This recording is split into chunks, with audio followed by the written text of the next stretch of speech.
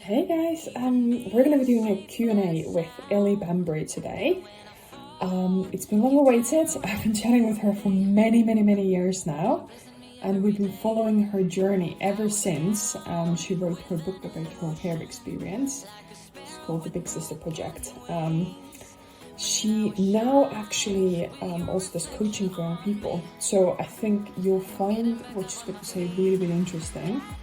And obviously, if you've got any questions after the actual Q&A, feel free to just put us a message in the stories or as a comment, and she's really happy to answer any further questions that you might have. Thanks so much.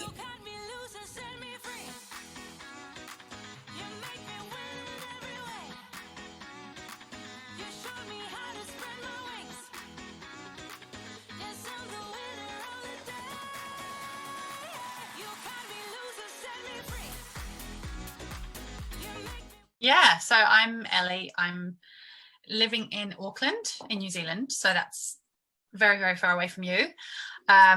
We're currently in lockdown as we're making this interview, and we have been for nearly 8 weeks, so it's not much fun at the moment. I am an author of The Big Sister Project, which is a memoir all about my au pair experience when I was in France, and I did that in 2013. Mm-hmm. And I was an au pair for 4 months. And that book that I wrote ended up, very long story short, turning into like a launching pad for a coaching business. So now I work with anyone from age 11 upwards to help them kind of figure out who they are and what they want in life. And I guess that kind of came from, just rediscovering my own story a bit and diving into it and really figuring out who I am. Funny question, because it actually didn't take much thought. It literally popped into my head. I was walking down the street. I just got back from visiting, so the host family moved to America a few years ago. Mm-hmm. And I went to visit them in America for 2.5 weeks over my birthday, and by which point they'd already been there for like a year or something, so their English was really improving. And I don't know what happened. Something just must have shifted or sparked in me. And I remember getting off the plane and coming back really like buzzy and excited from my travel. And I don't even remember where I was, but I was walking down the street and the title popped into my head, just The Big Sister Project. And and you're like, what? Where did that come from? And as I rolled with it, all these chapter titles started coming to me, and how I would write it, and all of the things that they'd include and how it'd be worded and everything. And I was like, whoa, it was like this big download of information. And I thought, well, I can't write a book without my host parents' permission, because if they're going to turn around and say, no, you're not allowed to tell our story, then, but I presented the idea to them in a very simple form and said, I've just had this idea. How do you feel about it? And they were like, yeah, go for it. I remember when I gifted it to my host family, obviously, once I published it. And I remember it was my host brother's, ex-host brother's 12th birthday. And I had the privilege of handing it to him in person. And initially he was like, oh, it's a book. Cool, thanks. And then I was like, no, look again. Look at the front cover. Look at who wrote it. And he was like, oh, it's about me. It was so special to see his face light up like that.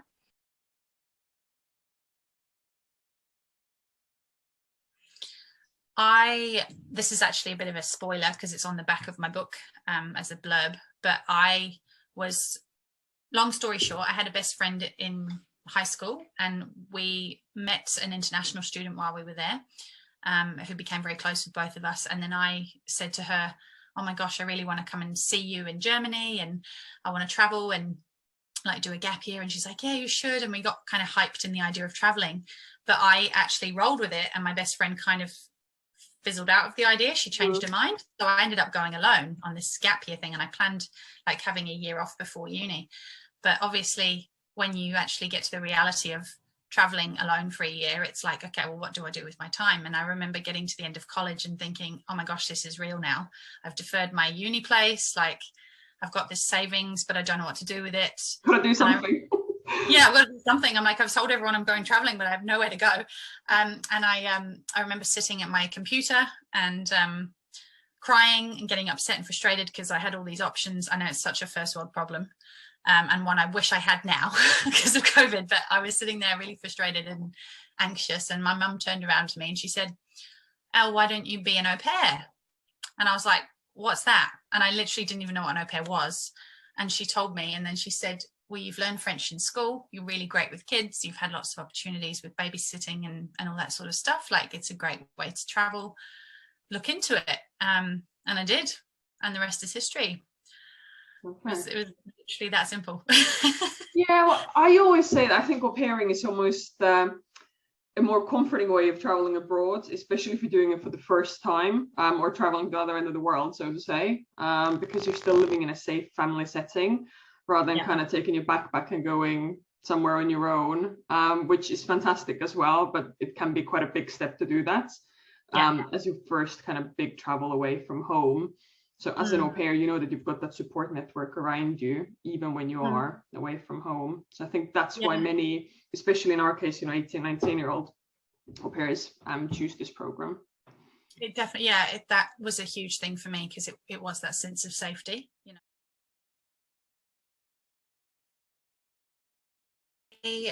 My first thing was that I wanted to go to France. And I know that sounds really simple, but when you select a language like that you want to go and speak, I know some countries have, they've only got one language there, or there's only one place you can go for that language, but French, you've got like Reunion Island and different places in Africa and like other random little places here and there, or places that have French as a language, like parts of Switzerland and stuff. And I knew that I wanted to go to France. So that was the first kind of way of narrowing it down, because I did actually have options to go to Reunion Island with a family with 3 kids. And I remember getting really far in that interview process. But then with this one, this might sound a little bit like out there, but it was an energy thing. Yeah. I felt like the energy exchange was really genuine and really open. And I can't really put my finger on exactly what it was, but everything that they said felt good inside. It wasn't like a struggle, or I didn't have to question myself 20 times and think, is this for me, or are they right for me? It just kind of felt good, and it felt easy. And it was interesting because they didn't even have a profile picture on their thing initially. Like they were the type of family that would send you photos later down the track, which was interesting.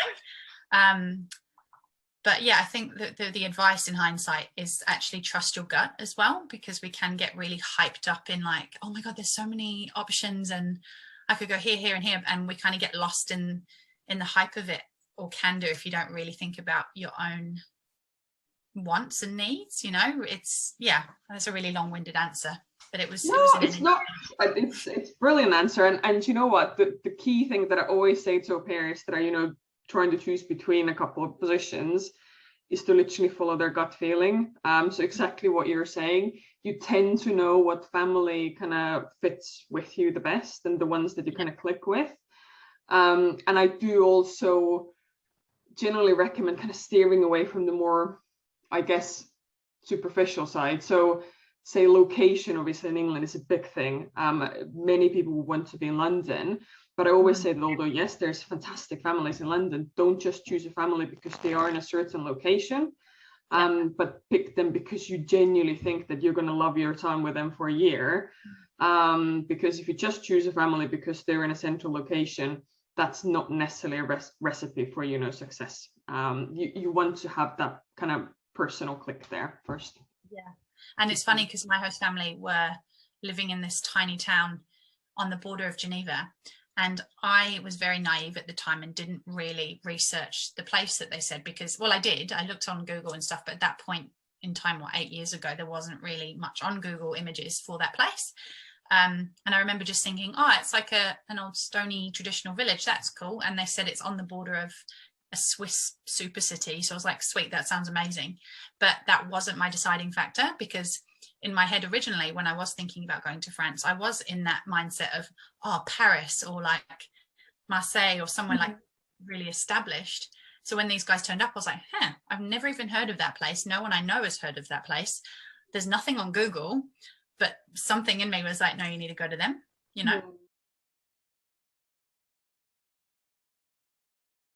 Looking back, there weren't any that were bad. I don't look at them as things that I wish never happened.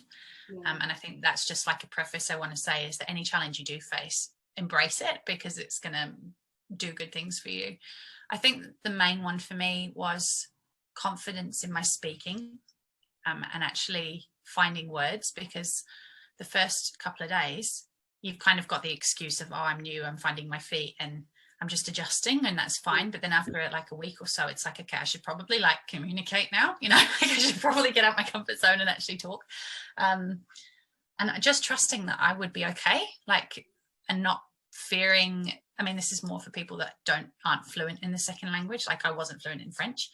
There's that fear of, oh my gosh, if I mess it up, they're going to laugh at me. You know, the stuff that we kind of build the beliefs around in school, or at least I did, is if you muck it up, you don't want to be seen as the one that's mucking it up, and you don't know what the translation might be if you say incorrectly. Like, getting stuck in my head was probably the biggest challenge. And it was something that, obviously, when you look after children, sometimes they can be a little bit mean. If you're like consistently getting stuff wrong, they'll tease you a little bit, you know, it's because they're 6 and what kids do.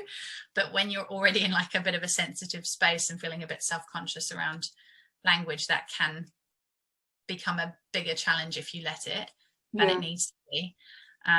So yeah, I think the language thing was my biggest one, and trusting myself, but overcoming it. There's lots of ways that I overcame it, but I think it was just giving myself time and actually giving myself pep talks occasionally, and also finding community, because I obviously had no friends in the beginning, because no one does when you first get there, but finding au pairs that were also in a similar boat, and just kind of exchanging stories of mistranslation, and actually like enjoying the process of getting things wrong, and turning it into something that's actually quite comical, and you know, that you can relate to more. Yeah, there's lots of ways around it. And I think another one would be communicating with my host parents as well, because they initially thought, oh, maybe she's shy, maybe she's not, like, maybe she's missing home and she's homesick, that's why she's not talking very much. But they didn't understand that it was because I was just feeling nervous. So I think just having that sit down dialogue of, I actually am feeling really like stuck, can you teach me a few new things, or, you know, like being open with it. Totally. And yeah, it's obviously something I see the whole life cycle, you know, from the point where someone starts interviewing to actually arriving in England to then at the very end of their placement. And it is absolutely amazing to see how people evolve, even in that short period of time. So, you know, within the first three months, 6 months, 12 months. So from the point when someone's arrived to the point where they leave, it's a huge growth process. And in the beginning, yes, absolutely. One of the key things I highlight from my side, but it's always easier to say than done, to do, is to kind of speak up. You know, if you're not feeling happy about something, or if you're unsure about something, then, you know, I'm here, obviously. You've got your friends around you, but most importantly, you've got your host family there to support you as well. And quite often, I guess the biggest problem is that you build up this bigger and bigger snowball where, you know, whatever the concern is, it turns bigger than it actually needs to be. And when you actually get it off your chest, and when you speak to your family, and when you know, actually start unraveling it, then you'll find that it makes it so much easier for yourself to actually move on and then focus on the experience. But yeah, it's it's funny, the tool to communication issues is communication. Yeah, exactly.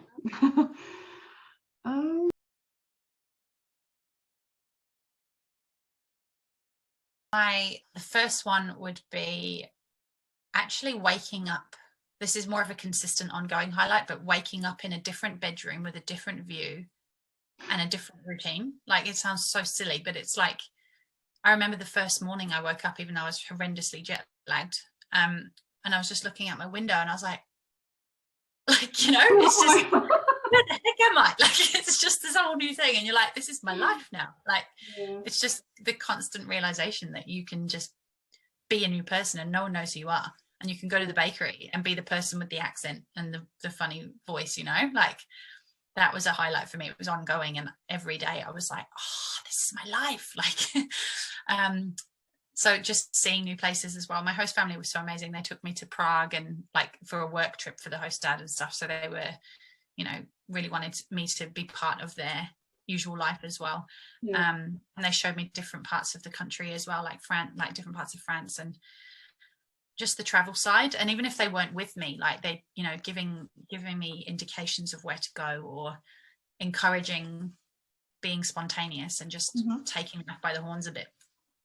That was definitely a highlight. And there were loads of like personal ones as well. I could go on for hours about like the interconnectedness of the family and like the stupid jokes we used to make, and some of the translation errors that kind of turned into ongoing jokes and things. But yeah, I think just really being able to wake up and be a new person every day and have something to work towards, you know, like improving every day. That's really nicely said. That's the Okay. project part of the Big Sister project, because it's like this ongoing evolution. Oops, sorry, the lamp just fell. Table's falling apart. First blooper, yeah. I've got like 6 lamps. It's all dark. It's all Ruby. Like, not to worry. As long as you don't fall off, we're good. Okay. And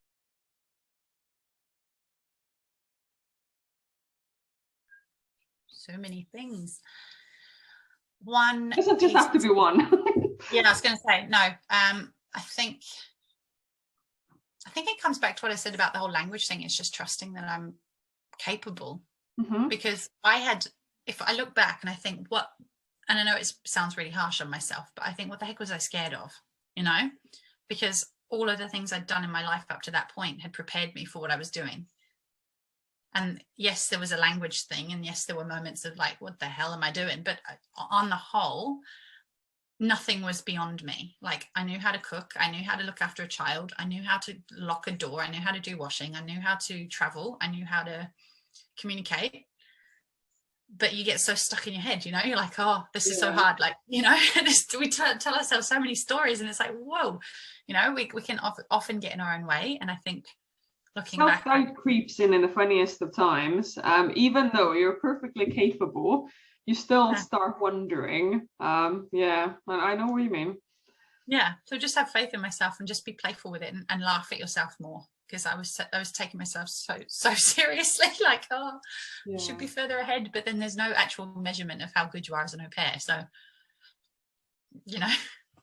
No, exactly. Everybody has a unique experience, and as much as, you know, there's thousands of other people doing the same program, everybody's kind of going through slightly different things, and everybody's going to have to find their own path in terms of what works for them the best. Yeah, precisely.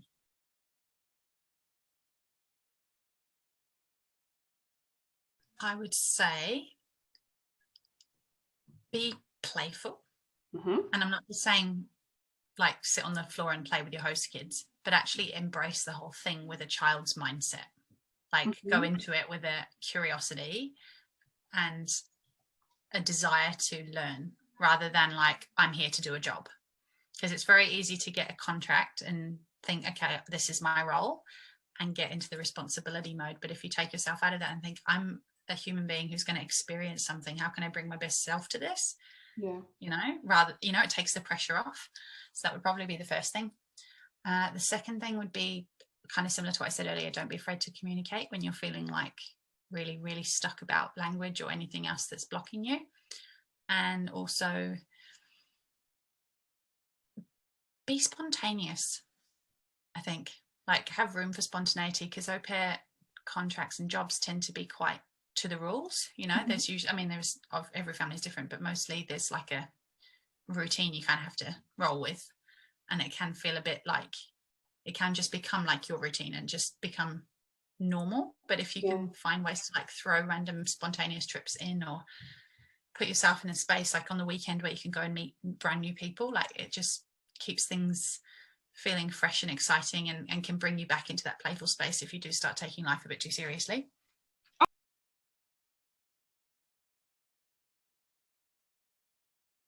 Yeah, it's definitely been a journey. That's a great word for it, because when I published the book, initially it was just a passion project. Like, it was literally just a creative idea. I had no thoughts beyond the book when I was writing it. It was just a project.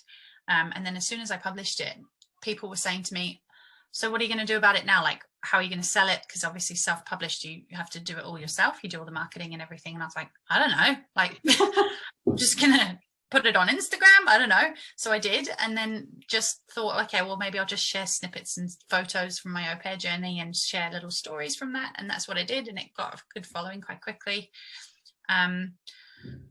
And initially I was just having like current or previous or future au pairs reach out to me and say, thank you for sharing, like I can relate to this, and the usual kind of back and forth that you get on Instagram.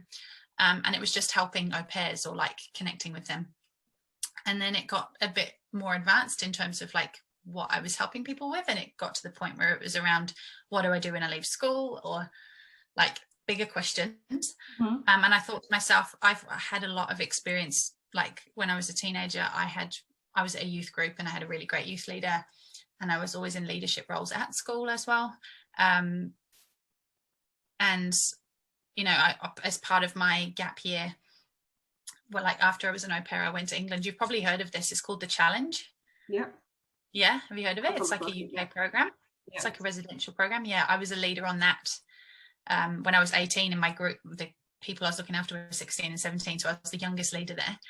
And I've had lots of experiences. And the more I was talking to people about what to do next and everything, I was getting these little epiphanies like, oh, but you could help them with this. And I created all these worksheets and workbooks that I never did anything with, but I was just getting inspired to create. And then in 2019, I think, at the end of the year, I'd been going to like free networking events to tell people about the book throughout the year and try and develop my speaking skills around it, and dropped into a few schools to kind of promote it.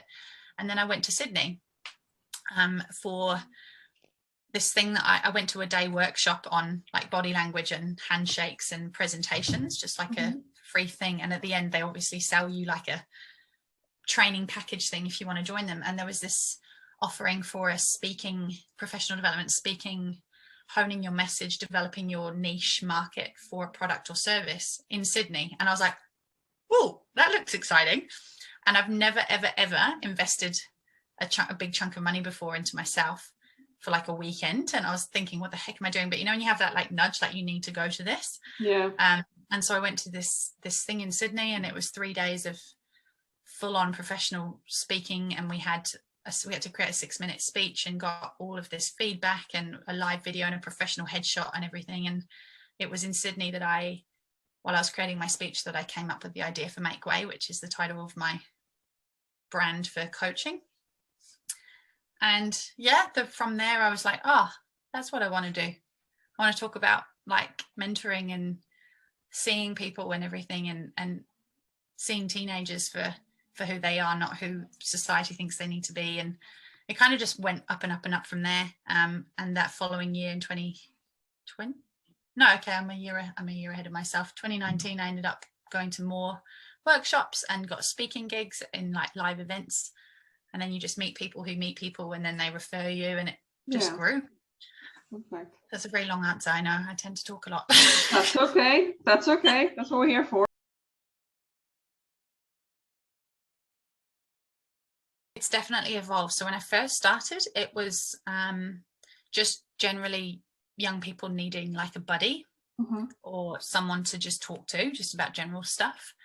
And then I put the intention out there that I wanted to, because of the amount of stuff I'd created over the years, just when I was playing with the idea of mentoring and coaching, I realized how much I wanted to give. So I put it out there more, just in terms of what I could offer. And the word of mouth kind of spread, and that the people I started to see were a lot more typically like higher need, like had been diagnosed at least with a mental health issue, or had gone through the school counsellors and not really found their way, or just more challenges that they were facing. And I was kind of presented as the alternative, like I was the one that wasn't in the box of professional, because I'm not a qualified therapist or counsellor or anything like that, and I never claimed to be. So yeah, it kind of went from just someone to talk to and like figure out life with and figure out what's next with, to an alternative way of processing like quite deep stuff like trauma and like failed systems and stuff. So it kind of went to the opposite end of the spectrum quite quickly, and I've dealt with everything from both sides and in between. And then at the beginning of this year I ran a retreat as well, and had people from all over come to that, you know, with all kinds of issues on there. It looked really, really good. It was so nice to be able to run it with COVID, you know. Yeah, exactly. Yeah, so it's definitely evolved. I hope that answers the question. But I try not to write anything off. I used to be quite, again, this is just a story, but I used to get freaked out at the idea of helping anyone that did have any kind of diagnosis, because my first story would be, well, I'm not qualified in that. But actually the biggest transformations I've seen are with people that have had those things. I don't even like to call them problems, because they're not, they're just a stage that they're in, you know. Yeah. And that's where I've seen the biggest transformation, because they're being seen as a human, not a number, you know. Oh, that's a very nice way of putting it.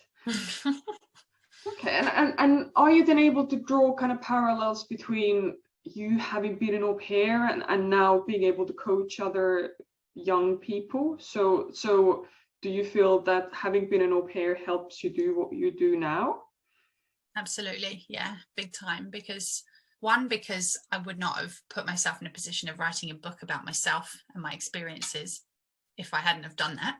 Well, I can't say I never would have, but at this stage of my life, I didn't really have anything else to write about, because it was such a transformative experience. It was something that was so potent, and because I had such a strong connection with the family, it, you know, they've been the foundation for so many things that I've done, you know, and they've provided me with that sense of like, just the way they were as people as well really inspired me. You know, they were the type that would drive for 6 hours just to go to the beach for the day, you know. Like it was like we drove the most ridiculous distances to go and look at something, and it was really magical and random and cool. And I was like, whoa, like, you know, people live like this. And it just gave me that sense of like, if you want something, go get it. And I've always had that, but they kind of showed it to me in a new way. And yeah, I think au pairing has definitely given me that sense of like, you can do a lot of things and put yourself through a lot of scary hurdles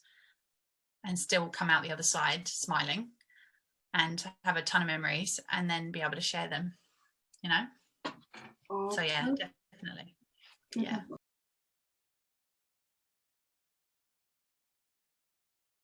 I would say don't do anything until it's a hell yeah.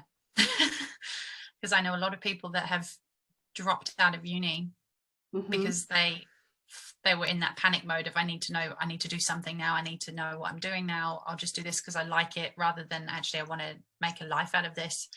Or because your friends do it, you know. And like I am the prime example of a zigzagger. Like I finished school, I did the gap year au pair thing, then I came back and did a degree, and then I went to a full-time job, and then I went to like 7 jobs, and then I went to 1 job, and then I went to self-employed. And I've done lots of random travel in between, and none of it is really directly as a result of the previous thing. I'm just kind of following my passion a bit, and rather than thinking, what career do I need? I'm like, actually, where do I want to expand right now? What do I want to grow in myself right now? And if that means working in a bakery, then go and work in a bakery. And then, you know, like you don't have, I think we put way too much pressure on needing to have one thing and like that being your thing. Whereas now that there's so many opportunities, it's like, if you want to be an au pair until you can push it out as long as you possibly can in terms of your age, then do it. Like, you know, like if you can make it work logistically and it makes you happy, then we should measure success on our emotional scale rather than the thing that we're doing to achieve it, I think. I mean, as long as you, totally. And as long as you can make it work, and as long as it's not harming anyone, and it's not like, just take away the timelines. You know, don't think I have to. I know some people like to think I'm going to have kids by this age and be married by this age, but really everything that is not inside you can be taken away like that. So it's like, don't think 60 years ahead. Like I had a coaching session this morning with a brand new client, and he's 19, so it's a guy this time, which is really nice. And I knew him as a kid, but I haven't seen him for years. And one of the struggles he's facing at the moment is he's in an apprenticeship, which he wants, but he's not feeling motivated. And today I just did one exercise with him around all the things. I got him to write down all the things that he's passionate about, even if it's or that he loves, or that makes him happy or smile or have fun, like literally everything he could think of. And when we were talking about it, he could only name 2 things. And I was like, surely there's more than that. And I gave him this worksheet and shut up for 5 minutes, and he wrote like 20 things on this thing. And we went round and I said, how often do you spend doing this? How often do you spend doing that? And we went round everything, and he realized how much of a lack of joy there was in his life, because he wasn't actually consciously choosing it. He knew he's got all these things he wants to do and he loves to do and can do, but doesn't, because he's got lost in the monotony of like, I need to study to get this. And he wants it, but because his cup's not full, he's not full of love and happiness to start with, he can't take any positive energy into the study, which is what he wants to do, because he's not full in the rest of his life, you know. So, and that was a big light bulb moment for him today. And I think it's the same for everyone. Like, actually ask yourself, if you're not feeling motivated or inspired by what you want to do yet, actually write down, like put it on paper, what do I actually love doing? And it will probably reveal itself to you how you can incorporate more of that in your life, and then your answer will show itself. You don't even need to think about it, you know. That's very, very good advice, thank you. Well, I think those were all the questions that we had for today. It's been absolutely brilliant chatting with you. Obviously we've been in touch gonna be beyond this conversation as well, but I think what I would like to do is kind of keep a window open a little bit for any more questions to come up from au pairs, but also from parents alike, because I think, you know, what we discussed before is that oftentimes it's the actual parent that approaches you when they're kind of stuck in terms of, you know, how to guide their child. So I would kind of keep a little bit of a window open for further questions to come up. And yeah, it's been really, really good to speak to you today. Thank you. Yeah, thank you for having me. So I love discussing it. And I think what I would like to kind of finish the conversation with is what you said about, you know, don't do it unless it's hell yeah. I love that. We'll leave it at that. Thank you so much. No worries. I'll speak to you soon. Speak soon. Thanks. Bye.